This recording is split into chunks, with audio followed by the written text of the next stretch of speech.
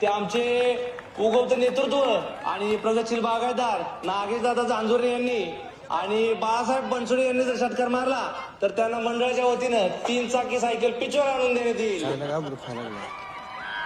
11,000 जितने का छोड़ के मौका आपने संकु दे के धोका. कॅप्टन कुठे गेला नेमका? वर्षाला बघितलं का? नाही बघितलं.